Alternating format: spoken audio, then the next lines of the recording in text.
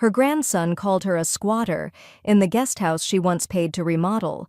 Teresa Vaughn, retired dental hygienist and widow, didn't raise her voice. Logan, the boy she helped raise after his mother left, smirked and changed the Wi-Fi password. By Thursday, the main house was sold, the papers signed, and the guest house legally his. She left him exactly what he claimed: a title, 4 walls, and a broken shower. And when he asked what happened, the escrow officer handed him the answer. "Before we begin, may I ask, where in this big, beautiful world are you listening from? It's always a quiet honor to know who's sharing this space. Drop it in the comments and don't forget to subscribe." The door creaked open without a knock. Lois didn't even glance up. She knew that rhythm now. 3 fast steps over the threshold, the careless way his boots dragged on the welcome mat she'd once picked out herself. Gavin stood there, half-lit by the morning sun, sunglasses pushed up into his perfect over-gelled hair. He swept his eyes over the space like a realtor bored by his own listing. Behind him, Jenna's laugh rang out from the patio, sharp, brittle, amused. Gavin muttered it like a throwaway. "Can't believe you're still squatting here." The air left the room so subtly, it felt like nothing at all. Lois didn't look at him. She kept stirring her tea, slow and silent, but her hand gripped the cup with a quiet fury. Bone-white knuckles, porcelain trembling just enough to betray her. At the dining nook, Noah looked up from his cereal. Their eyes met. He froze. Then, without a word, he dropped his gaze and scraped his spoon quietly against the bowl. The sound filled the silence Gavin had left behind as he strutted back out the door. Lois took a sip, even though the tea had gone lukewarm. She swallowed it like it was steel. That evening, she opened the hallway closet, pulled down a dusty fireproof box, and laid it on the guest house kitchen table. She flipped through manila folders and brittle papers until her fingers stopped. There it was. Whitaker, Lois M. Title and deed original record. No liens, no co-signers, no joint ownership, just her name. She sat for a long while staring at it, not rereading, just remembering. The whispers when she first offered to move into the guest house, the sideways glances from Jenna during family dinners, the way Gavin's tone had shifted over the years, professional, dismissive, transactional, like she was furniture that hadn't been staged properly. She ran her thumb over the notary seal. It felt raised, rough, real. The phone rang once before Ruth picked up. "Lo? I think I'm ready to take the next step," Lois said, her voice steady. There was a pause on the other end, then Ruth's familiar chuckle. "Took him long enough to say something stupid enough to wake you up. He called me a squatter. Then he can live with the consequences of mistaking silence for surrender." Lois smiled, just a little, not out of satisfaction, out of recognition. She set the deed flat on the table, then reached for a legal pad. She began to write, not fast, not furious, but with the slow, deliberate pressure of someone who's been underestimated for too long and is finally done, pretending that comfort and compliance are the same thing. From the main house, laughter floated again through the open window. Jenna, probably scrolling through Instagram, maybe sipping wine that Lois had once bought in bulk from the local vineyard before the Whitakers decided they were Pinot people now. Noah knocked once on the screen door. "Grandma?" Lois flipped the deed face down and gave him a soft smile. "Come in, sweetheart." He hesitated. "Dad didn't mean—" "Yes," she cut in gently. "He did." Noah's face flushed red. He looked like he wanted to say something more, but he just gave a small nod, walked over, and hugged her without another word. She hugged him back, one hand protectively at the back of his head. "Go finish your homework," she murmured. "Big things ahead for you." He left, confused but comforted. As the sun dipped behind the hills of Temecula, bathing the guest house in amber light, Lois stood up and walked to the window. From here the main house looked distant. Grand, yes, but hollow. A facade. She looked down at the deed still sitting on the table. Her name, just hers, the final word on the matter. She whispered, not to herself, but to the walls that had heard everything. "Let's begin." The office sat above a wine bar downtown, tucked between a pottery studio and a Pilates place that never seemed to open before noon. Lois climbed the narrow staircase slowly, her knee clicking on the third step like always. She clutched a leather folder to her chest, the kind Gavin used to mock. Teacher tote, he'd called it once, back when she still flinched. The door to Green and Associates was cracked just slightly. The gold-embossed lettering gleamed against frosted glass. Inside, the air smelled like old paper, lemon polish, and something sharp. Eucalyptus, maybe. Clean, watchful. Ms. Green didn't rise from her desk when Lois entered. She simply looked up over her glasses and said, "You're right on time." Lois closed the door behind her and sat across from the woman who, for 2 decades, had been the quiet engine behind a dozen estate battles in the county. Her hair was graying with intention, her blazer crisp, her expression unreadable. "I want to sell the property," Lois said simply. Green tilted her head slightly. "The entire parcel?" Lois opened the folder. Deed, receipts, home improvement invoices, 5 years of property tax statements, organized by year, clipped, annotated. She'd taught freshman English for 32 years. She knew how to build a case. "Every dollar came from me. He never paid a cent, not for the plumbing, not for the roofing, not even the storm drain reroute after that flash flood." Green flipped slowly through the documents. "You're the sole title holder. No lien, no shared ownership, not even a survivorship clause." Lois nodded once. "Then I assume we can move forward discreetly." "We'll start with an NDA," Green said, "and I'll walk you through off-market channels. We don't need Gavin finding out until the ink's dry." Lois allowed herself one breath, then another. It wasn't relief. It was alignment. A subtle rebalancing, like her spine had shifted a fraction into place. Back at the Guesthouse that night, she set up a seller's profile through a site Ms. Green had recommended, one that filtered out gawkers and gossip mongers. Password protected. No photos yet. Just coordinates and a contact alias, LMW Holdings. She stared at the screen longer than necessary, fingers resting on the keys. Her cursor blinked beside the field labeled "Reason for Sale." She typed nothing, closed the tab. The next afternoon, Ruth shuffled in holding a bakery box and a local zoning map folded like origami. "Brought lemon bars," she announced, dropping them and the map onto the kitchen table. "And a name." Lois raised an eyebrow. "A name?" "Guy with a vineyard a few ridges over. Expanding his hospitality offerings, whatever that means. You'd hate him." Lois smiled. "Why's that?" "Because he's got Gavin's exact smile, but he puts it to use legally." They laughed, an honest one this time, not loud but real, like dry kindling finally catching flame. Lois leaned in. "Does he like irony?" Ruth poured them both some coffee. "He worships it." The knock came later than usual. No announcement, just the door swinging open like it had a revolving hinge and not a boundary. Gavin. He didn't say anything at first, just stood there, hands on his hips, scanning the kitchen like he felt something out of place. His gaze landed on the open laptop and lingered a beat too long. "What's with the site?" he asked casually, nodding toward the screen. "Recipe forum," Lois lied, without blinking. "Trying to bake something that doesn't taste like Jenna's protein muffins." Gavin smirked. "Good luck. Even the dog won't touch those." She sipped her coffee, watching him over the rim. He was sniffing, not with his nose, but his instincts. Something had shifted, and he didn't know what. "You need something?" she asked. He rubbed his neck. "Number just checking in." "You seem busy." "I am." A long pause. Too long. "Okay then," he muttered, tapping twice on the doorframe as he backed out. "See you around." Lois waited a full 30 seconds after the door shut before turning the screen back toward her.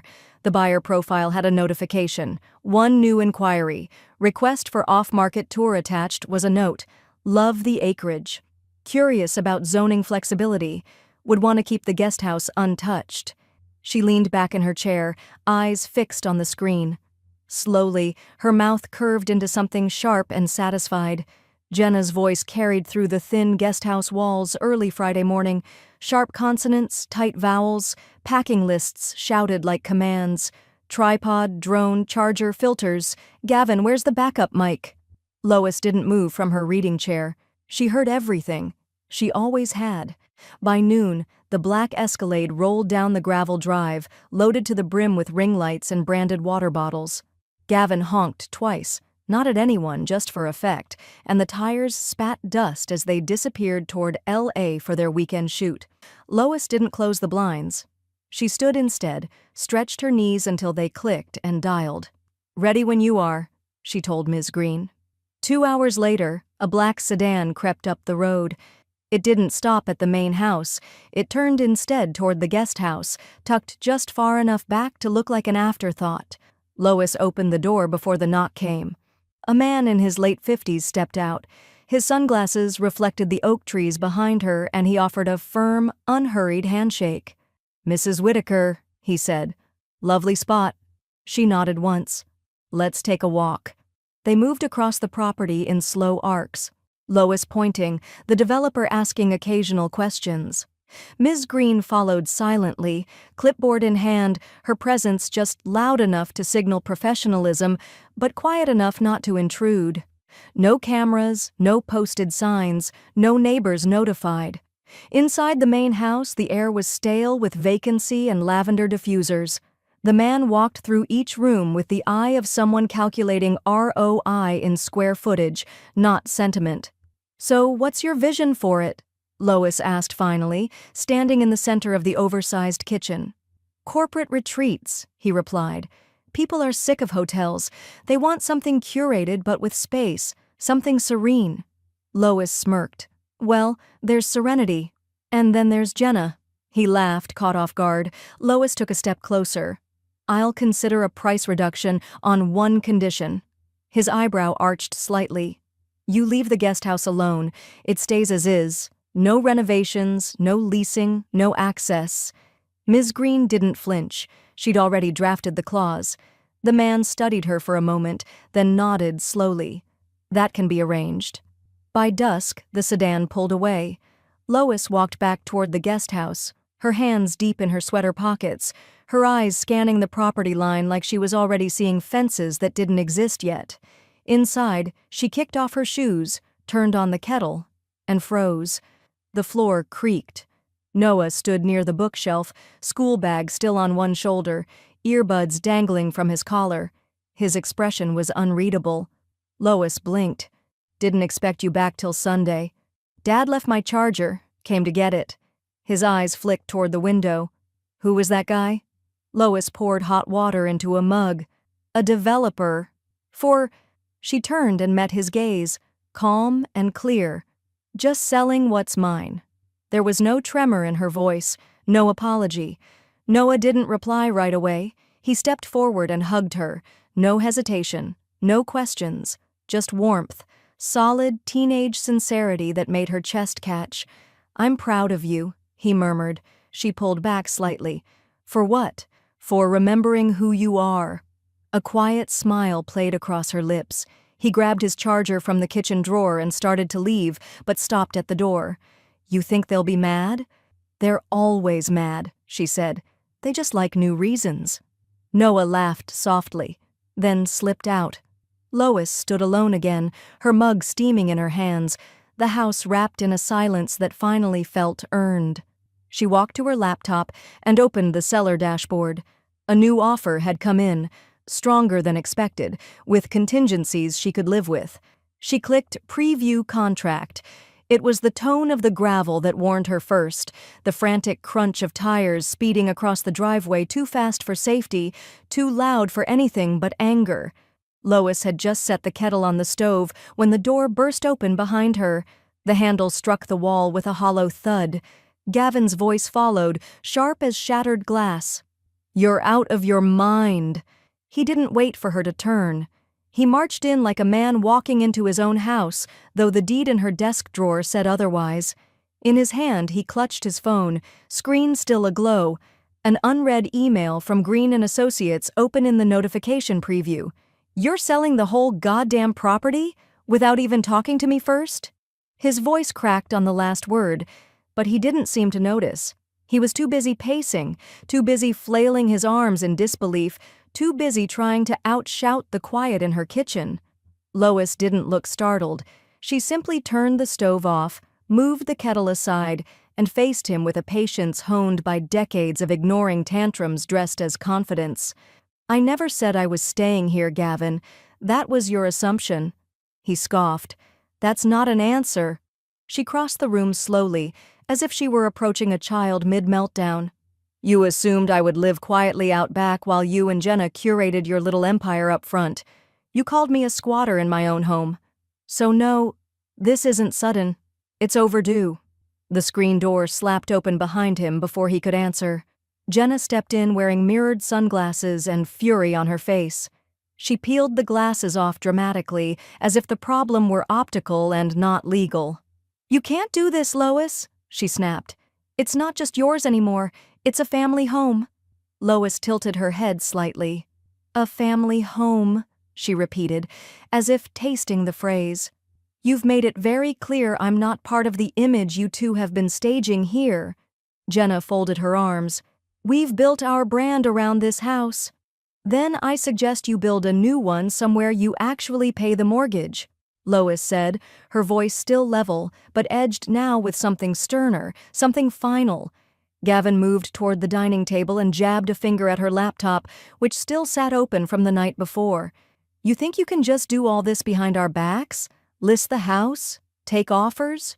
You don't even know what you're doing!" Lois sat slowly, folding her hands on the placemat in front of her. "I know enough to have Ms. Green drafting the contract as we speak." As if summoned by name, her phone buzzed. She didn't look away from Gavin as she answered it, putting the call on speaker. "Lois," came Ms. Green's composed voice. "I've completed the first draft of the agreement. Buyer is enthusiastic. Contingencies are minimal. Ready for your signature whenever you are." Lois smiled faintly. "Thank you. I'll stop by tomorrow." Gavin's mouth opened, then closed. Behind him, Jenna looked genuinely rattled for the first time, not angry, but unnerved, as though the foundation beneath her social climbing dreams had shifted 2 inches overnight. He drew himself up. "Then I guess I'll call my own lawyer." A new voice cut in from the doorway. "Tell him to check the title first." Ruth Delgado walked in without invitation, her cardigan slipping off one shoulder, a grocery bag slung over her forearm. She looked between them like she'd just stumbled into a matinee she'd already seen twice. "I was there when she filed it," Ruth added casually, moving toward the sink. "No joint signatures, no trust transfers, no tricky little clauses." Jenna stared, open-mouthed. "Are you serious right now?" "Deadly," Ruth said. "Which, ironically, is the only time you'd have gotten this place, if she'd died quietly instead of waking the hell up." Lois stood. "I suggest you both get your things in order. It's moving faster than even I expected." Jenna's face went crimson. "You'll regret this." "I already regret letting it go this long," Lois replied. Gavin didn't speak. He turned abruptly, grabbed a folder from the counter, one of several Lois had left out deliberately, and stormed out. The door slammed behind him like a closing argument. Jenna lingered half a second longer, her mouth twitching but no words came. Then she turned and followed. Only when the quiet returned did Ruth set the grocery bag down. "That wasn't the real deed folder, was it?" she asked, one eyebrow raised. Lois shook her head, lips curling faintly. "Decoy. I figured he'd do something theatrical." Ruth pulled out a bottle of sparkling water and popped it open. "You're finally having fun with this, aren't you?" Lois didn't answer. She just walked to the window, looked out at the hills beyond the house, and smiled like someone who knew exactly where the next move landed. Lois sat alone at the dining table in the guest house, her reading glasses slipping slightly down her nose as she reviewed the latest draft of the contract. The document glowed on her laptop screen, its language cool, precise, and final. The cursor blinked near the bottom, just above the line marked Special Conditions. She sipped her chamomile tea, then reached for the keyboard. Buyer retains right to subdivide parcel. Guesthouse parcel excluded from transfer. Retained by current title holder, L.M. Whitaker. She paused, reread the sentence twice, then clicked save. Across the room, the wall clock ticked steadily, each second landing with purpose. Outside, the trees rustled gently under a light Temecula breeze.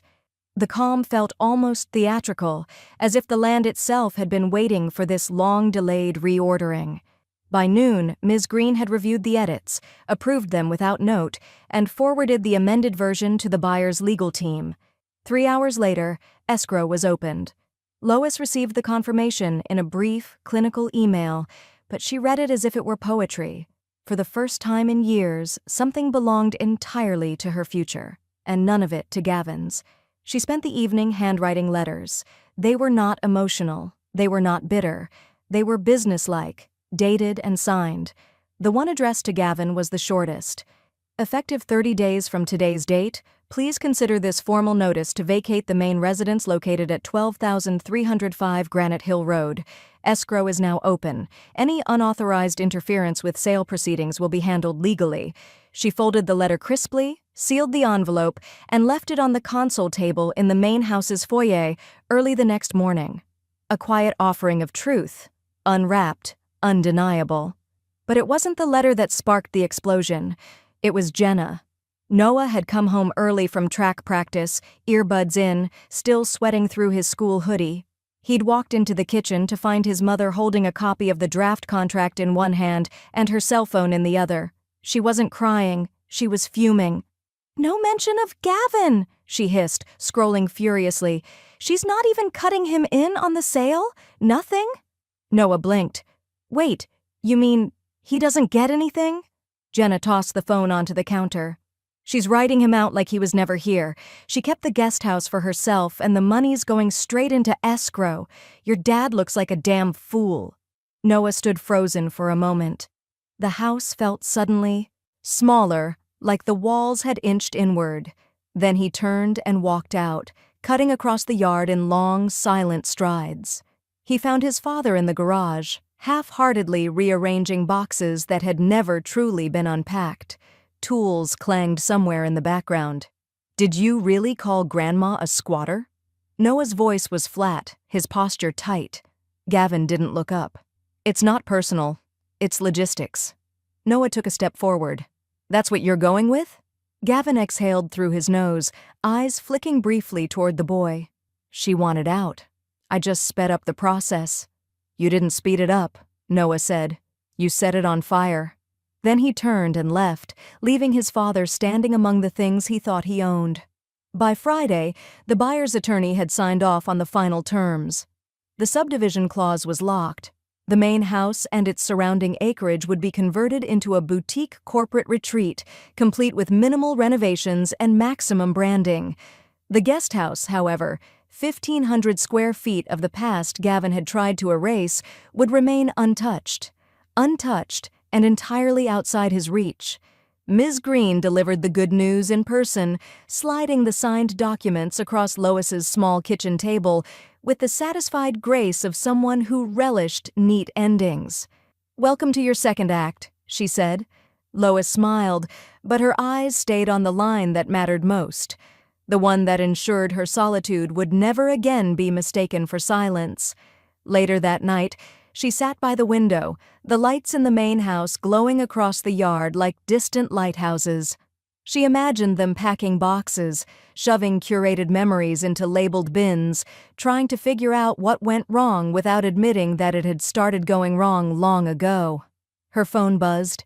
The message was short, anonymous, but unmistakable. "What happens to us after the 30 days? Where are we supposed to go?" She didn't reply. She simply leaned back, let the silence settle in, and closed her eyes. The sound of cardboard scraping tile had a rhythm to it now, steady, angry, inevitable. Boxes filled the main house like squatters of their own, tucked under windowsills and stacked beside the fireplace Gavin had once used as a background prop for holiday vlogs. Lois watched from the kitchen window of the guest house, sipping coffee she no longer had to pretend to sweeten for guests. The curtains stayed open. Let them see her. Across the yard, Gavin moved like a man rearranging a reality he still hadn't accepted. His face had taken on a permanent flush, the kind that came not from effort, but from insult. Jenna's movements were sharper, more performative, folding sweaters like she was auditioning for an organizing show, muttering loud enough to be heard but not understood. Lois had seen pride unravel before. She'd taught teenagers how to take feedback. But grown adults? That was a different class entirely. On the third day of packing, the Escalade disappeared from the driveway. Jenna didn't say goodbye, just loaded 3 color-coded suitcases and drove off without looking back. Lois watched the taillights vanish down the curved hill and didn't feel relief or triumph, just a steady settling.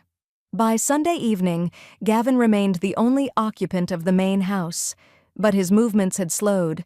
The storm in his posture had shifted into something colder, smaller, weathered anger reduced to damp frustration.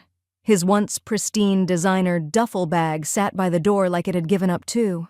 That night, Lois handed a plain manila folder to the mail carrier. Inside were 4 pages, a printed copy of the lease agreement for the guest house, a clause stating the lease was temporary and renewable at Lois's sole discretion. Instructions for utilities Gavin would now be responsible for. A single handwritten note. "Welcome to your new square footage." She didn't need to see him open it. The silence from the main house said enough. 2 days later, she locked the guest house for the final time and walked down the gravel path with 1 bag in each hand. Her new apartment wasn't large, but it was hers. Furnished, modern, quiet. No memory built into the wallpaper, no echoes in the floorboards.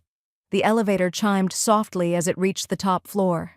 She stepped into a space with wide windows, built-in shelves, and a kitchen that overlooked the city's low skyline. The air smelled like lemon oil and possibility. The real estate agent had smiled nervously when Lois signed the lease, asking gently if she needed help moving from such a large estate. "I'm moving forward," Lois had replied, "not backward. That makes it lighter." She unpacked quickly, methodically, books first, framed photo of her husband next, and the potted fern Noah had given her last spring, still thriving despite every reason it shouldn't be. A few days into her new routine, she received an email from Noah. Subject, "Just checking in body." "If I say I miss you already, that doesn't make me disloyal, does it? I'd rather visit you on Saturdays than sit through influencer therapy back home. Let me know if I can stop by." She read it twice before responding. "Come anytime. I have snacks and no staged backdrops. Bring homework if it makes you feel better about it." That weekend, he arrived with a backpack, a sandwich, and a plant for her balcony. They sat in companionable silence, the city buzzing gently below. Later that night, Ruth knocked on the door with a chilled bottle of wine and a foil-wrapped container of lasagna. Her eyes scanned the apartment approvingly as she stepped inside. "Well, damn," she said, setting the food down and pulling out a corkscrew. "I've seen breakups, I've seen buyouts, but I have never—" She popped the cork with a celebratory twist.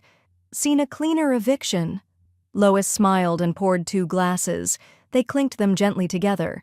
"To doing it your way," Ruth said. "To remembering I could," Lois replied. The apartment filled with quiet laughter, the kind that didn't ask for permission. But across town, back at the property, Gavin stood at the threshold of the guest house holding the lease in one hand and his phone in the other. His inbox was filled with declined listings, unsubscribed subscribers, and 1 flagged notice from the HOA. Unauthorized short-term rentals will be penalized. He stepped inside, shut the door behind him, and looked around the cramped space he'd never once bothered to understand. The silence wasn't peaceful. It was punishing. The hammering began just after dawn. Not loud, not chaotic, just methodical, intentional. The kind of sound that didn't ask for permission because the paperwork had already cleared. Gavin rolled over on the stiff guesthouse mattress, disoriented by the echo of nails driven into wood. At first, he thought someone had finally come to fix the sagging deck near the main house, but as the rhythm intensified, his stomach tightened. He peeled back the curtain. Outside, 3 men in orange vests moved with clinical efficiency along the edge of the gravel path. One held rolled blueprints, another unspooled wire from a reel that clinked like chains. The third carried fence panels in even, practiced strides. They weren't fixing anything. They were building a boundary. He yanked open the door, barefoot, hair unkempt, voice already rising. "Hey, what the hell is this?" The foreman glanced over, mildly surprised by the interruption but not concerned. Perimeter install, according to the parcel split on file, just staking what's been sold. Gavin blinked, as if the term sold had never been meant to apply to something he lived in. You can't just, this isn't part of. He stopped himself. The workers weren't listening. They didn't need to.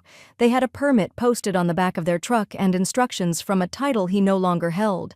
By noon, the fence had teeth. Thin but tall, it sliced across what used to be a seamless yard. No more strolls to the mailbox, no more drone shots of the vineyard-like expanse. His view now ended in vertical slats and galvanized steel. From the outside, the guest house looked like an afterthought. From the inside, it looked like a cage.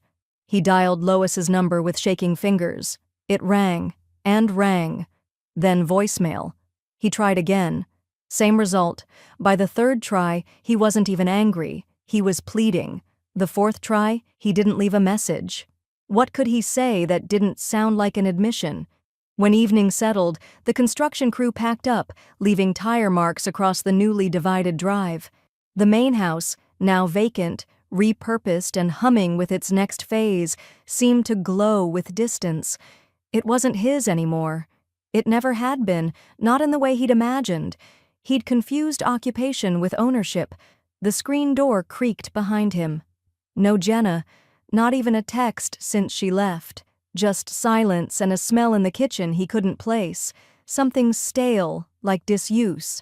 He sat down heavily on the guest house steps, shoulders sagging. Across town the air was different, brighter, cleaner, tinged with cut grass and the faint floral note of something recently planted. Noah stood beside Lois on the balcony of her apartment, both of them looking down at 3 clay pots lined neatly along the edge. He held a seed packet in one hand, thumb tapping against the label. "I know it's late in the season, but marigolds are tough." Lois gave him a knowing smile. "Tough is good. I could come by on Sundays," he added. "Help water them, repot if they outgrow these." She looked at him with that quiet kind of pride that didn't need to be spoken aloud. "I'd like that." He hesitated, glancing at the third, empty pot. "You want something else in this one?" She turned back toward the balcony door, letting the breeze lift the edge of her sleeve. "Let's grow things that don't wilt under insult." Noah didn't ask what she meant. He didn't need to. He dropped a handful of soil into the empty pot and pressed his fingers. Down, gently, anchoring the promise. Later that night, after he'd gone and the apartment had returned to its usual hush, Lois sat with her tea and a crossword, not even glancing at the phone that buzzed once across the room. She didn't need to answer it. She already knew who it was, and what he wanted, and what she would no longer give. The first thing Gavin noticed was the light, or rather, the lack of it. He'd positioned his tripod in the guest house's narrow kitchenette, hoping the morning sun would bounce off the Formica counter just right. It didn't. The footage came out dull, flat, and tinged with a yellow cast that made him look sallow. He ran it through a color correction filter, then another, and still couldn't shake the motel room quality of it. No matter where he moved the setup, to the tiny dining nook, to the corner of the living room, even to the makeshift desk by the bathroom door, nothing worked. The guest house wasn't built for angles, it was built for utility. And Gavin, for all his posturing, was not built for authenticity. He recorded 3 takes of a video titled "The Truth About Downsizing," and hated them all. His voice sounded strained, performative, even to himself. He kept referring to the guest house as his creative reset, but the audio picked up the low hum of a neighbor's lawnmower and the echo off the cheap tile backsplash. He uploaded the least embarrassing version anyway. By midnight, the comments had turned. "Wait, where's the main house? Didn't you used to have a wine cellar? Bro, what happened to the walk-in closet? This setup looks kinda sad, NGL." He replied to none of them. He used to answer every top comment, throwing emojis and winks like confetti. Now he just watched the view count slow to a crawl, and the subscriber ticker dip 1 digit, then another. Not catastrophic, but enough to sting. The next day, he opened Instagram and saw that Jenna had quietly removed his tag from their last 12 reels. The branded couple's content was gone. No more modern manner Mondays, no more joint journals, no more double-tap photos of them sipping sangria beside a fireplace they never actually lit. She hadn't unfollowed him, she'd just airbrushed him out of her feed like an outdated filter. He scrolled back through his own archive, half looking for clues, half looking for reasons to feel righteous. Instead, he found himself staring at a video from 6 months ago. Him giving a walking tour of the property, gesturing toward the manicured backyard, calling it an oasis of intentional design. Lois had been pulling weeds in the background, out of focus. He hadn't even noticed her there at the time. He clicked play again, slower this time. There she was, squinting into the sun, gloved hands moving through the soil, completely ignored by the man narrating over her labor. He closed the tab.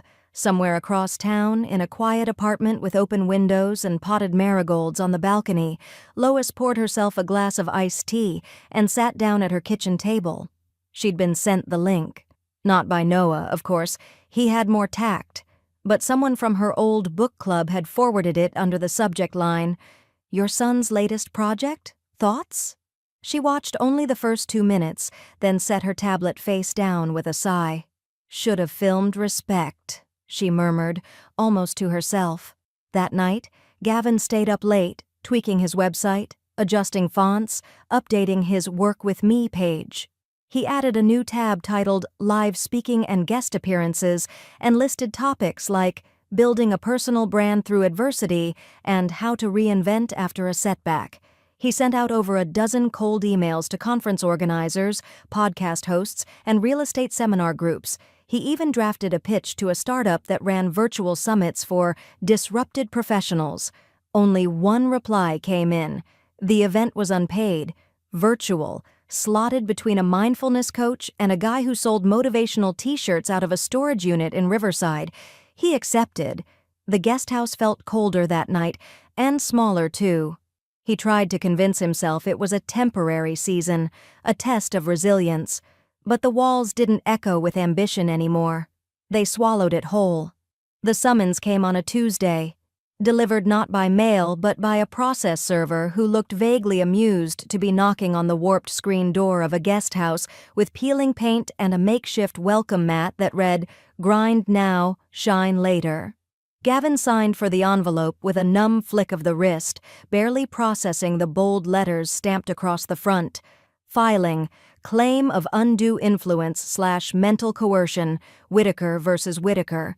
He stared at it for a long time, then placed it on the kitchen counter next to a cold cup of coffee and a dead laptop charger. The paper looked official, aggressive, something that made him feel like he was doing something again, taking action, grabbing back control. Except he had none. Still, he filed.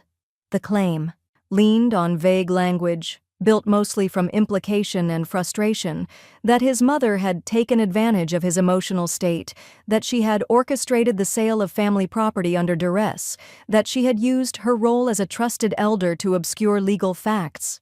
When he read it back aloud, even he didn't believe it, but the words were there and the paperwork was processed. He felt almost victorious filing it, like dragging her into court might shake loose the stalemate he had created for himself. But Lois didn't shake. She didn't even show up. Instead, Ms. Green appeared at the hearing with a box file labeled simply LW-complete. The judge, a no-nonsense woman in her early 60s with salt and pepper hair and a bench presence that felt carved from stone, eyed the file with something like curiosity. "Let's proceed," she said without preamble. What followed was quiet devastation. 4 years of financial records, home improvement receipts, property tax logs with Lois's signature and banking details, email chains between her and Gavin showing his disinterest, his flippant replies about repairs being mom's little projects, voicemails transcribed and time-stamped, Gavin laughing about letting the old lady run the place while he filmed content in the master bath. Ms. Green never raised her voice. She didn't need to. She simply laid the facts on the table, one after the other, like turning over clean cards in a losing hand. When it was Gavin's turn to speak, he tried, stammered something about family loyalty, about unspoken understandings, about how no one sells a home out from under their own blood. But his words were paper-thin. His logic had no legal legs to stand on. The judge didn't even deliberate. She closed the folder, removed her glasses, and leaned forward slightly. "This court finds the claim not only meritless," she said, voice measured, "but insulting to the process. Case is dismissed with prejudice. Mr. Whitaker, you will be responsible for all court fees associated with this filing." The gavel cracked once, clean and final. Outside the courthouse, Gavin stood alone on the steps. His suit didn't fit as well as it used to. The shoulder seams pulled awkwardly, like the fabric no longer agreed with the person wearing it. He checked his phone. No texts, no calls. Just a payment reminder from the escrow office and a flagged email from his last credit card. The silence was total. Across town, Lois sat in her attorney's office, signing the last page of an updated estate document. Ms. Green slid it back into a blue folder stamped with the word trust. "You're sure about this?" she asked. Lois nodded. "Noah's name, sole beneficiary, posthumous, all assets." Green didn't smile, but her eyes softened. "He's earned it." Lois gathered her things and stepped outside into the afternoon sun. Ruth was waiting at the curb, sunglasses on, passenger door open, a bag of kettle corn between her knees. "Well?" she asked. Lois slid in, buckled up, and took a handful of popcorn. "It's done." Ruth nodded. "Feels like he got what he asked for. Just less than he expected." They drove in comfortable silence, the road ahead open and clean. Back at the guest house, Gavin stared at the small stack of envelopes on the kitchenette counter. One bore a red stamp that read, "Insufficient funds." Another was from the city, reminding him of new restrictions on accessory dwellings without active utility accounts. He reached for his phone again, as if habit alone could summon answers. There were none. The apartment smelled faintly of rosemary and roasted garlic. Lois moved with quiet precision through the narrow kitchen, her sleeves rolled neatly to the elbows of a dark blue cardigan, the color of calm seas. A pot of linguine simmered gently on the stovetop. In the oven, a loaf of artisan bread baked low and slow, the crust just beginning to crackle at the edges. She opened the silverware drawer, pulled out 4 place settings, and moved to the table. Oak, round, modest in size, but elegant in how it filled the small dining alcove. At its head, propped in a simple pewter frame, sat a photo of Martin, taken 23 years ago in Big Sur.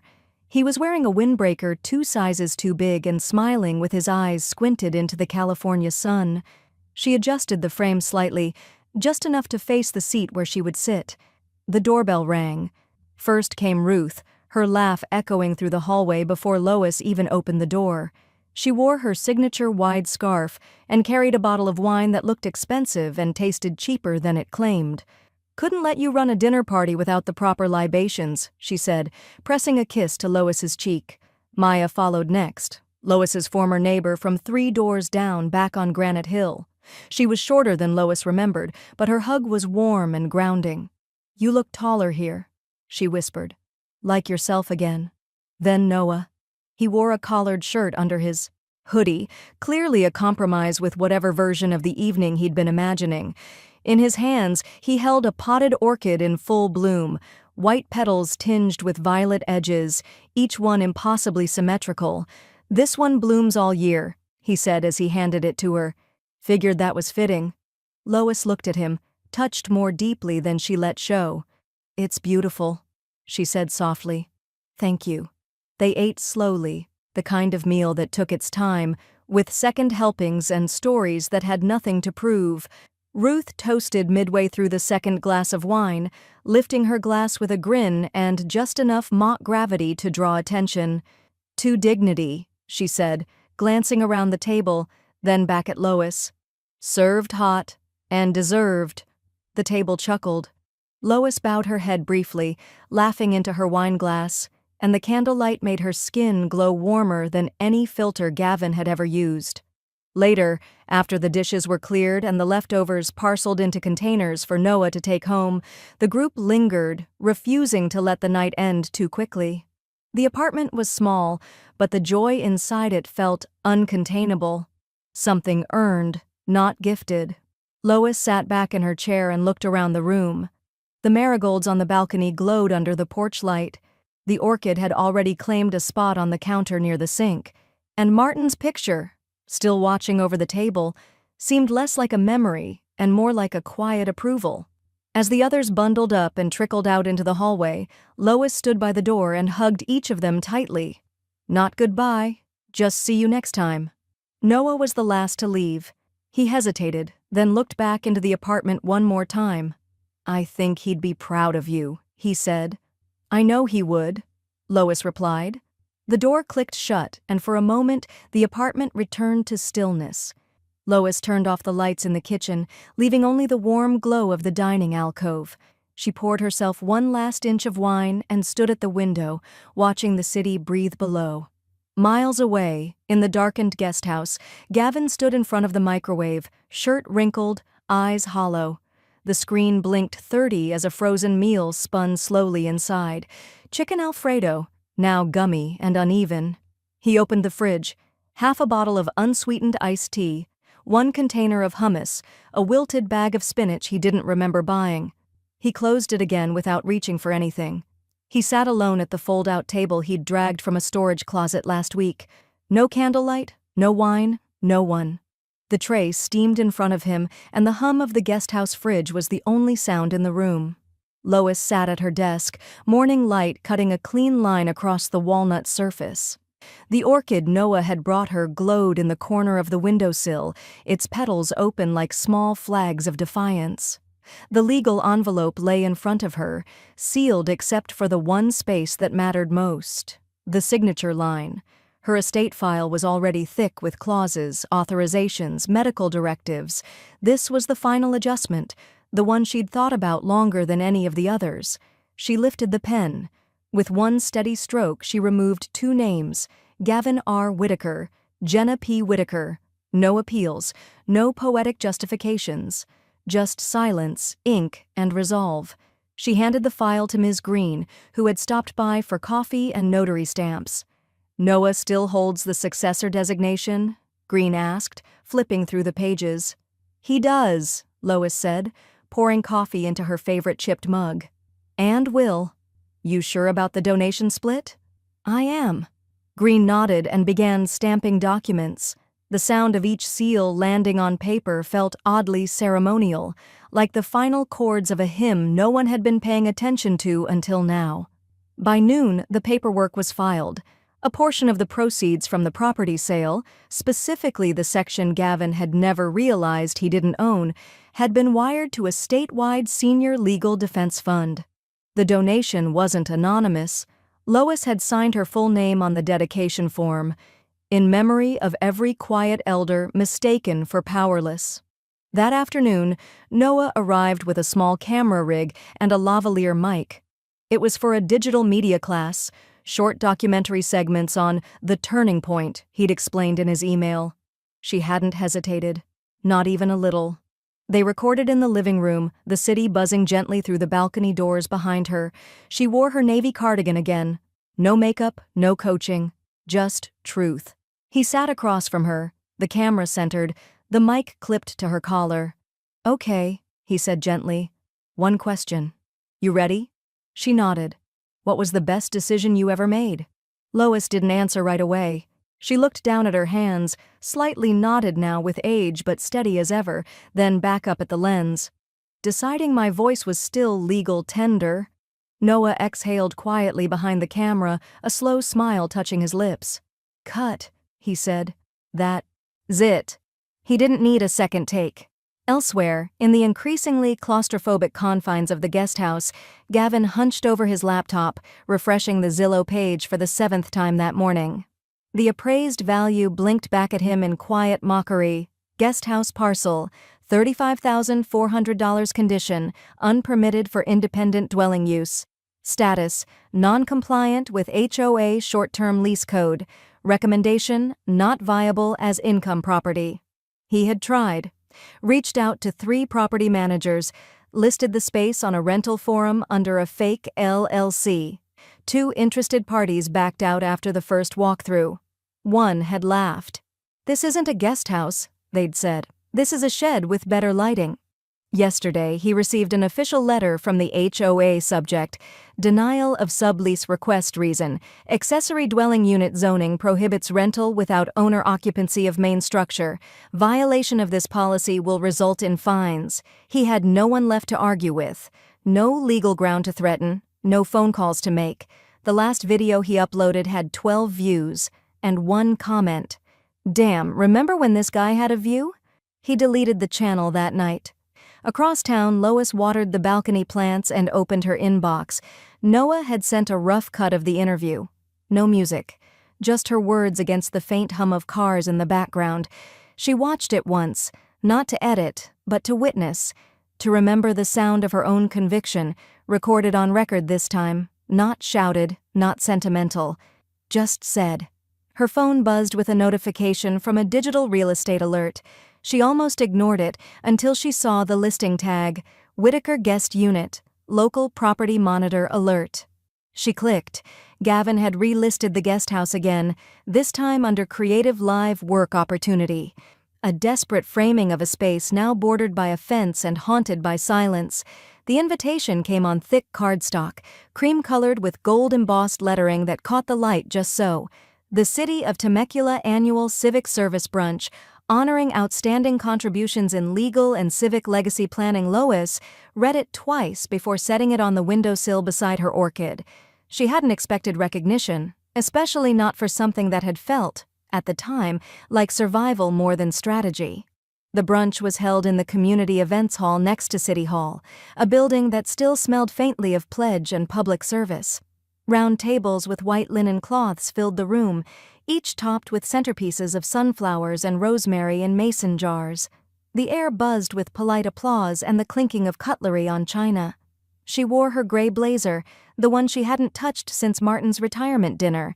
It still fit, still made her stand a little straighter. Noah came with her, camera slung across his chest, pretending he was there on assignment. Ruth came too, uninvited but inevitable, claiming a chair and a mimosa with the ease of a woman who didn't care for ceremony unless it was deserved. When Lois's name was called, the room applauded politely. When she reached the podium, they listened. She didn't read from notes. "I've spent most of my life thinking that silence was a form of grace," she began, her voice even and clear. That dignity meant letting things slide, keeping the peace, making room. A pause. The room stilled. But silence doesn't mean surrender, and dignity isn't the same as disappearing. She glanced briefly at Noah, who had lowered his camera now, watching, not as a student, but as someone who understood exactly what it had taken for her to get here. "I didn't plan to make a statement. I just stopped waiting for someone else to call what I owned mine." Applause rose slowly, sincere and full. When she stepped down, she didn't rush back to her table. She walked with ease, with weight behind her heels and calm in her shoulders. By the time she reached her seat, Ruth raised her mimosa again and whispered, "Well, damn. Brunch with bite." Lois just smiled. The next morning, the Temecula Gazette ran a feature on the brunch, page B1, just below the fold, "Local Woman Turns Private Estate Battle into Blueprint for Elder Empowerment." The article quoted her directly. Silence doesn't mean surrender, and detailed her donation to the Legal Defense Fund. It included a photo of her at the podium, face framed by soft light and calm determination. By noon, Ms. Green had texted her a screenshot. "You're officially a case study." Underneath, she'd added a gif of Ruth applauding with theatrical exaggeration from the table. Lois responded with a single thumbs up. That was enough. A few counties over, in a dim studio apartment Gavin had temporarily rented after overstaying the guest house lease, the same article popped up on a news alert. He skimmed it without finishing, scrolling too fast to see the quote that would have hurt the most. His eyes flicked across the headline, the photo, the byline. Then, without ceremony, he closed the tab and opened a new one. "How to Apply for Reality TV Casting, 2025 Season." He submitted 2 applications that afternoon, one for a show about home renovations, the other for a series called Redemption Revamp. His application video, shot awkwardly in front of a blank wall, focused on reinventing legacy and healing through design. He used the word pivot 5 times. He was not called back. Jenna, meanwhile, had quietly reinvented herself on Instagram as at Casa Sage. Gone were the couple's photos, the real estate tips, the aspirational kitchen shots. In their place, candle flat lays, reels of her pouring wax into recycled jars, close-ups of eucalyptus bundles and moody lighting. Her new tagline, hand-poured calm for chaotic times. No mention of Gavin. Not in the captions, not in the comments, not even in the tags of old posts. She had burned him from her brand like a wick that no longer served the flame. One of her new candles was called Fresh Start, another, Boundary Line.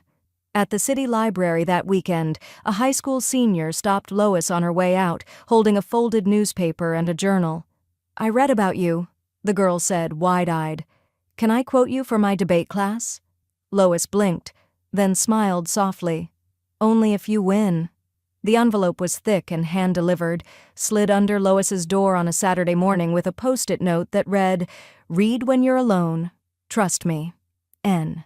She waited until the apartment was quiet again, until the tea steeped dark in her favorite mug and the sun had crept across the living room rug in a soft arc of gold. Then she sat down at the small dining table and pulled the pages from inside. Title: My Grandmother, The Quiet Warrior, by Noah Whitaker. Her breath caught before she even turned the first page. It wasn't an essay so much as a reckoning, measured but unflinching. He wrote about the house, of course, the sale, the fence line, but he also wrote about what came before it. The afternoons he'd overheard Gavin snapping about timelines, the moments Jenna smiled with her eyes narrowed like daggers, the subtle silences that settled in every corner of the house like dust no one wanted to claim. He wrote about the word squatter, how it changed everything, how it cracked something open, and how, instead of shattering, Lois had moved with surgical clarity, making one decision at a time, reclaiming not just property, but presence. He described the smell of her apartment the first time he visited, the way she arranged her bookshelf alphabetically, but always left room for new authors, the way her voice had held when she'd said, "Let's grow things that don't wilt under insult." And then came the final paragraph. "My grandmother didn't start a war. She just stopped losing one. She didn't ask for credit.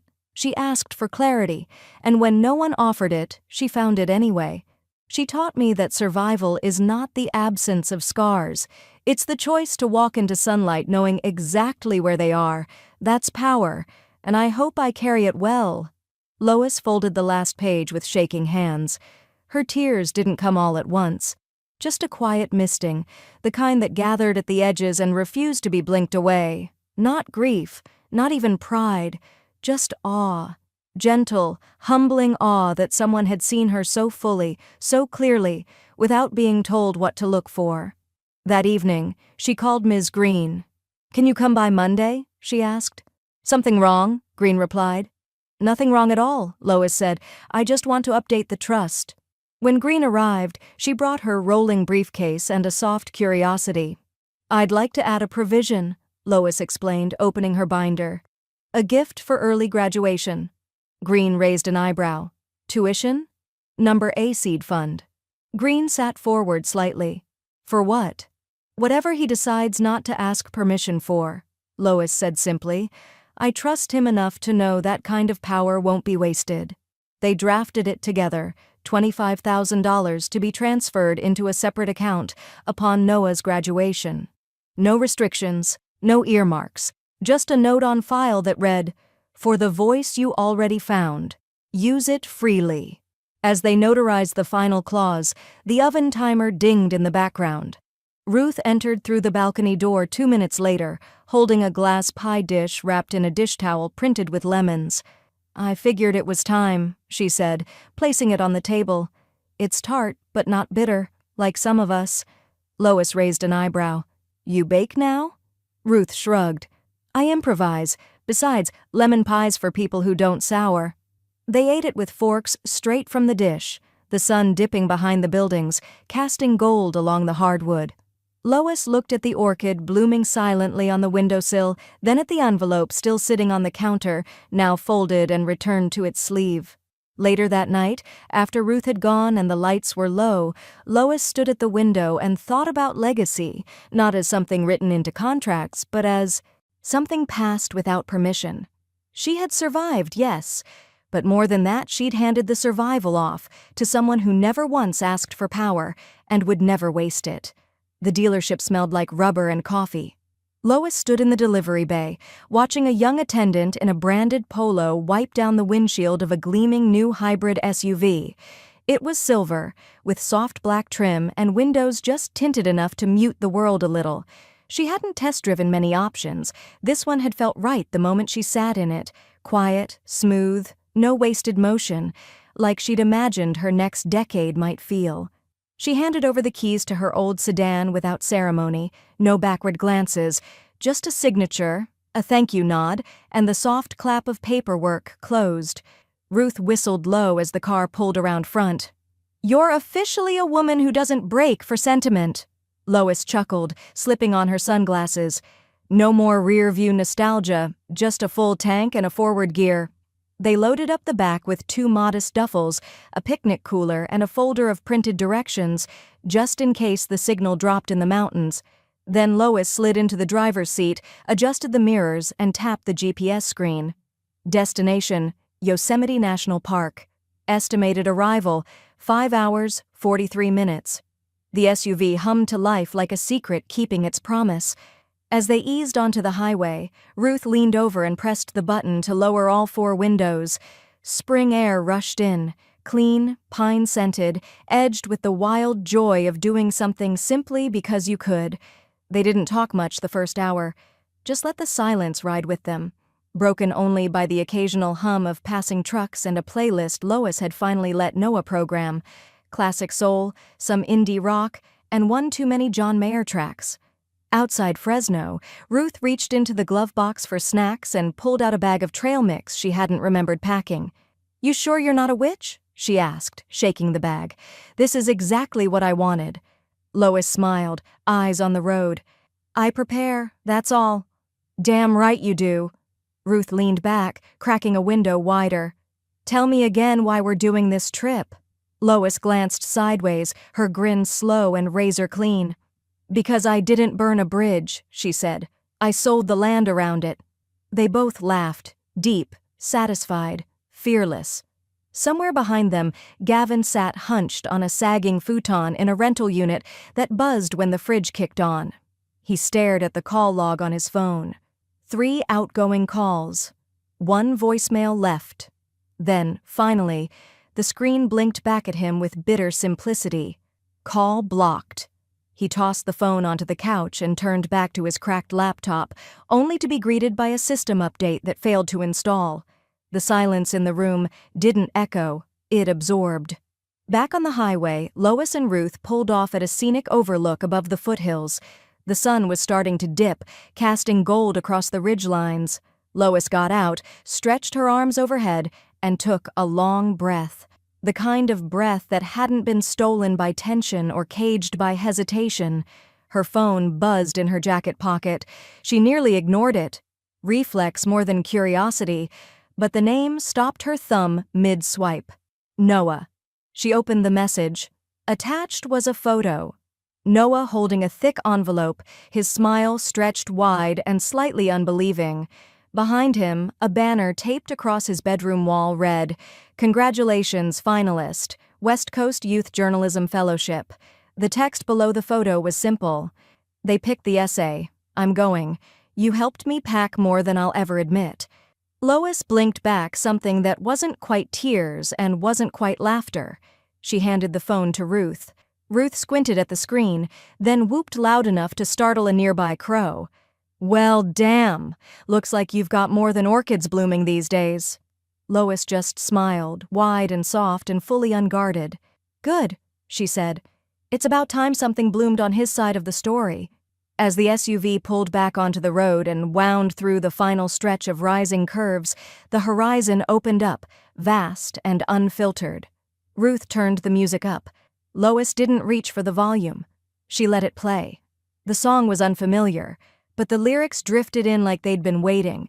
"You don't need a map when you own the road." The email came at 7:18 a.m., just as the city light began to ease its way across the brick wall opposite Lois's apartment window. The subject line was simple: transfer of assets, finalized. She opened it with a still hand, eyes calm, posture unhurried. A single PDF sat inside. She didn't need to click it to know what it said, but she did anyway. The document confirmed what she already felt in her bones. The trust was settled, the disbursements filed, the donor note to the Legal Defense Fund received and publicly acknowledged. Every clause had cleared. Every intent now lived in stone and law. She closed her laptop without logging out. On the counter, next to a blooming orchid and a lemon-patterned trivet Ruth had insisted she keep, sat a padded mailer. Lois opened it slowly. Inside was a wooden frame wrapped in brown tissue. Tucked in the corner was a yellow sticky note written in Noah's distinct slanted hand. Dorm small, but the pride's big. Hope this gets wall space. N. She removed the paper and turned the frame over. It was the essay. My grandmother, the quiet warrior. She read it again, even though she'd nearly memorized every line by now. The paper still smelled faintly of the printer ink, as if it hadn't fully dried in its first life. At the bottom, under the final paragraph, Noah had added a handwritten line. Legacy is not a will, it's a direction. You pointed true north. Lois hung it just beside the front door, so anyone leaving her home would see it. 3 days later, in the last days of August, a manila envelope arrived at the guest house addressed to Mr. Gavin R. Whitaker. He opened it with cautious hands, half expecting another legal blow. What he found was worse. Inside was a lease renewal, printed in clean serif font. 1 page, no cover letter. The rent, $3,200 per month. The final paragraph was the only one that felt personal. Per the subdivision ruling, this lease is governed by independent parcel restrictions. Utilities are tenant responsibility. No subleasing, no amendments. Lease non-negotiable. Renewal deadline, 15 days. L.M. Whitaker. There was no Dear Gavin, no closing line, just the facts. He stood in the center of the guest house, barefoot on the cold tile, the HVAC still off to conserve what little power he could afford. The water pressure had dropped last week, the Wi-Fi was spotty, the space smelled faintly of mildew and an unclaimed future. The only thing that hummed consistently was the refrigerator, which now held a carton of almond milk, a lemon, and nothing else. He looked at the envelope again. $3,200. It was the same number they'd once spent staging the kitchen in the main house for a video series that never launched. He remembered laughing at the invoice then. He wasn't laughing now. Outside the narrow window, a dry breeze swept through the property, kicking dust against the fence line. The yard on the other side was no longer his to imagine. Meanwhile, Lois stood in her apartment, holding one last artifact from a past that no longer had any jurisdiction, the original deed. She'd kept it tucked in a fireproof box all these years, signed, sealed, notarized on crisp courthouse letterhead. It had carried her name before anyone tried to shrink her into a footnote. She didn't cry as she looked at it now. She didn't even smile. She just took a photo. One single shot, the title block in crisp focus. Then she fed the document into her shredder, steady hand guiding each inch down until the past became ribbons. In the silence that followed, she didn't speak, didn't narrate, just breathed, deep, long, certain. At the doorway, the essay hung in quiet witness. On her phone, a final unread message lit up the screen. Unknown number. Probably Gavin, reaching for a lever that no longer existed. She tapped block, then walked to the window. Outside, the city moved as it always had. Indifferent, busy, full of lives she didn't owe anything to. The air smelled like baked asphalt and lemon balm from the planter Noah had left behind. She looked out over it all and finally said the thing she'd never needed to post or perform. He called me a squatter. I called his bluff and built my exit.